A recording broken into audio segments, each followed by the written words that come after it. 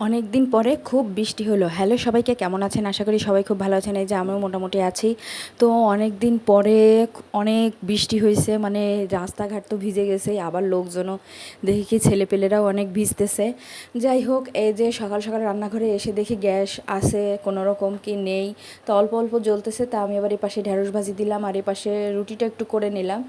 আজকে মোটামুটি আছে, মানে রুটি তাও না হওয়ার মতোই, কারণ দেখা যায় যে এরকম গ্যাসে রুটি বানালে রুটি শক্ত হয়ে যায়, তাও হচ্ছে এই আর কি। তো আর অল্প অল্প গ্যাসে ঢেঁড়স ভাজিটা হয়েই যায়, কিন্তু এই যে তরকারি আর হতে চায় না। যাই হোক, আমি একটু বেগুন দিয়ে আলু দিয়ে আর মাছ রান্না করে নিচ্ছিলাম। তো কারেন্টের চুলা জ্বালাতে হয়েছে, কারণ গ্যাসে তো হবে না। আর গ্যাসে খুবই যখন একটু আন্দোলন ছিল তখন বেশ একটু গ্যাস ছিল, ভাবলাম যে যাক ঠিক হয়ে গেছে, কিন্তু আন্দোলন শেষ হয়ে গেছে, আবার গ্যাসে প্রবলেম শুরু হয়ে গেছে।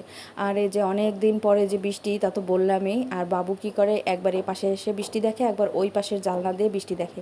ও শুধু ছোটাছুটি করে, একবার এ পাশে যায় একবার ও পাশে যায়, আর শুধু বলে মা বৃষ্টি, মা বৃষ্টি, মা জালনা দাও জালনা দাও, এরকম করে। ওই পাশের জানলাটা ইজি আছে, ও নিজেই দিতে পারে, কিন্তু এই পাশেরটাও দিতে পারে না। আর এটার জন্য শুধু ডাকাডাকি করে, কিন্তু ওই পাশেরটাও নিজেই দিয়ে দেয়। আর এত বৃষ্টি হচ্ছে, মানে বলার মতো না, অনেক বৃষ্টি।